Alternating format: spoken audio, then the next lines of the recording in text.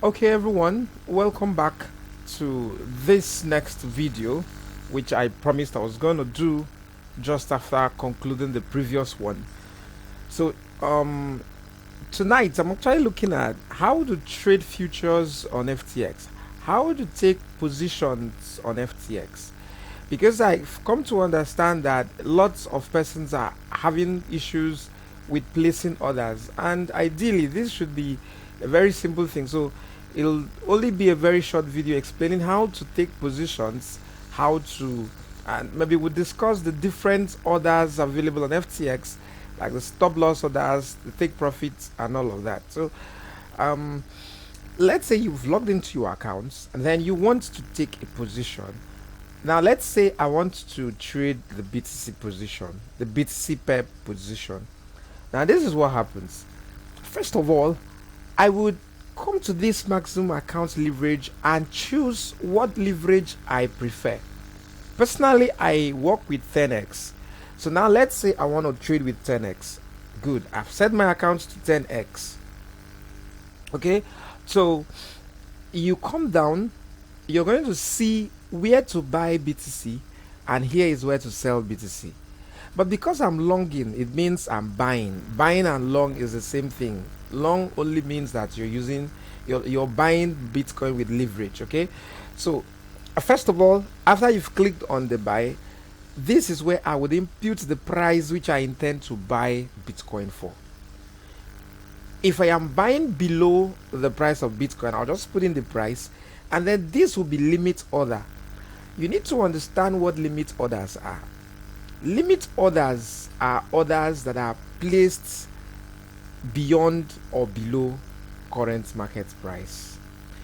If I am placing an order and the price of my entry is below the market price, or the entry where the price of my entry is above the current price, these are limit orders. Limit orders are future orders. They are orders that have not yet been fulfilled because price has not gotten there, whether up or down. Now, another type of order is the market order. The market order is an instantaneous execution of trades. You decide to buy at the current market price. That is the market order. So if you want to take the BTC buy, you put in the price, put in, you choose this, you set this to, if you're impatient, you just want to buy instantaneously, you click that, then you would see market order. If you click on this market order, it's going to give you, it's going to make you buy BTC at the current price. Now, after this price down is edited to market, you can't edit this again because you already set market order. So it's going to take the price according to the current market price. So now let's say I want to use my limit order. The next thing I want to put is the amount. Now there are two ways to do this. Either I put it the amount via BTC value or the USD value. The USD value is easier for you to understand. So now let's say I want to trade with $100. Let's say I have $1,000 in my account and I want to trade with 10%, which is just $100. What I would do, remember that my account is on 10x. Now I'm going to give you a formula. Please write this down. Input amount divided by your leverage equal to position size. Position size is the amount, the true amount which you want to use in placing your trade. Okay, so let's say I were to input $10 here, and I said input amount, that is the amount I'm typing here, divided by my leverage. My leverage is 10, so 10 divided by 10 is 1. It means I'm trading, if I execute this trade, it means I'm trading with $1. Now I don't want to trade $1, I want to trade with $100. So I set this to 100 USD divided by 10. That is the amount I've imputed divided by the leverage. 100 divided by 10 gives me 10. It means I want to trade with $10. But because I don't want to trade with $10, I want to trade with $100, I'll still increase this to 1,000. Again, input amount divided by the leverage is the position size. So 1,000 divided by 10 is 100.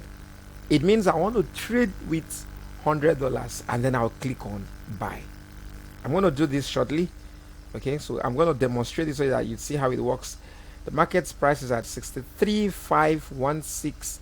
63,516. And then I'm buying. So you can see that I've actually placed an order, but because my, I placed the entry as a limit order, not as the market order, so it has not executed, it's yet to get filled. Now let's say I were to cancel this order because I want to take an instantaneous buy so that I would, carry out a practical so that you'd see it happen. So let's say I want to trade with $20. $20 would actually be 200. I would have to input 200 here, so 200 divided by 10x is 20. Now after doing that, I'll set this to market order. Most times I do not even like using, in fact, okay, let's say the market is 63,584. Okay, so let's say I buy this, I clicked on buy and it has bought for me. Okay, it has bought for me, so you can see that I'm already losing. This is the current BTC position which I entered. This is my average entry, 63,563. The break-even price, which is the price where you are going to exit the market without a loss, without a profit. This is the market price. This is my estimated liquidation price, and from the information I'm getting, this is not available, meaning I cannot be liquidated on this trade. And then the notional size is the position size multiplied by your leverage. Okay, it's actually your main position size multiplied by your leverage. And I'm actually trading with $200, so this is approximately this 197, approximately $200. So now let's say this $200 means I'm trading with just $20. Okay, and this is the BTC PEP. Now I have actually taken a position. Let's say I want to set my stop loss. Now I'll still come back to this same place where I took the position. Under this other tab, I'm going to select the stop market or the stop limit. The difference is that if I were to select the stop limit, I'm going to have a trigger price and a limit price. The limit price is the price where I want the market to stop me out.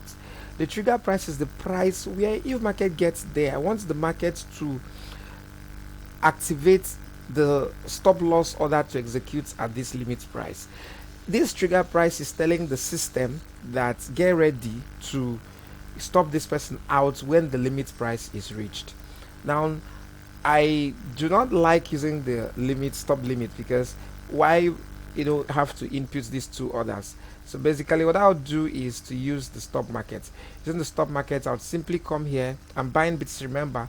So if I'm buying BTC, then I want to set my stop loss. All I need to do is to input the amount, the trigger price.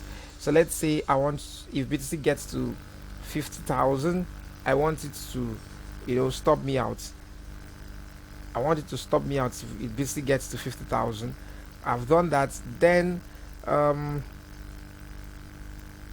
sorry, I'm not supposed to be buying again. I'm supposed to be selling.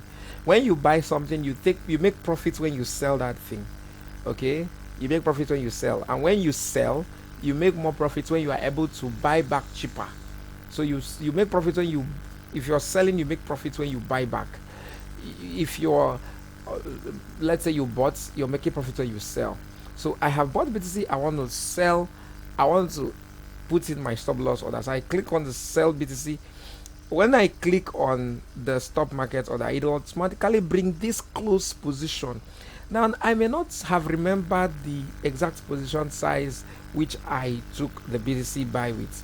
So when I click on this close position, it will automatically fill in the BTC value and the USD value. So let's click that. You see, it shows me the amount in BTC and the amount in the USD value. Now why this is actually okay, so it's, if you come here, you're going to see 100% close position, 100% close position, meaning I want to close the entire position which I entered, and I'm going to click sell. Okay, why this thing is actually reduced to 155 is because this is a stop loss order, stop loss. you bought high, you're closing lower, so yes, you're going to get a lower USD value than what you entered with. Okay, so let's say if I were to set this thing to my entry, which was around, okay, let me just leave that. You understand why this is 155, because this is a stop loss. You've lost part of the money, so we've lost about $45 here. So I'll click on sell, and then it'll automatically come here and place it under these trigger orders. So you can see this is the total size of BTC and limit price.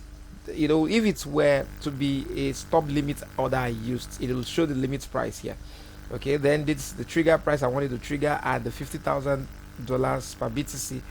Okay, and then the markets, the trail value is for if I were to be using a trail stop loss. Okay, now the market price right now is at 63,457. So, you know, and then if I want to cancel this order, I can quickly do this and cancel the order. So come back to the position size. That's basically how you set your, remember when I was taking this position, I did not put in the stop loss order. I only imputed the stop loss order after the trade was already activated. Okay, it's the same thing you're going to be doing if you want to take profits. The same thing, I don't want to use the take profit limit because I'm going to have the trigger price. I'm going to have to input the trigger price and the limit price, so I don't want to use that. I want to use the take profits order. Now I bought something at 63,000, so let's say I want to close this trade at 70,000, at 70,000 per BTC. You now see that, you know, this amounts of USD I entered, I traded, it was actually $200, but now I am closing at $70,000 per BTC, and the amount in USD has increased to 217 because I'm making $17 profit. Okay, so then all I need to do is to click on sell. Remember, the take profit is still when you bought BTC, how do you make profit? By selling. So that's why I'm selling, because I want to take profit, and I click on my sell. Always ensure that this order type is set to the specific type of order you want to use.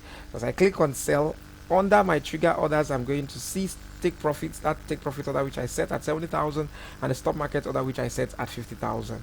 It is as simple as that. That's how you use the other types here, and that's how you enter a long position and how you set your orders. Then if I wanted to close this instantaneously, I would still just come here and click on market close, and the market would close me out. Okay, the market will simply close me out. But the drawdown is that maybe we'll discuss that in the next video. Most times why you shouldn't use the market close order is that you pay fees for executing instantaneously. But when you use the limit orders, then you don't pay those the taker fees. All right, so that's just that about that, and I hope it's clear. If you have any questions, reach out to me. I'll be very eager to respond to you. Thank you very much. Until our next video, where we'll be talking about other things on the FTX ecosystem. Good night.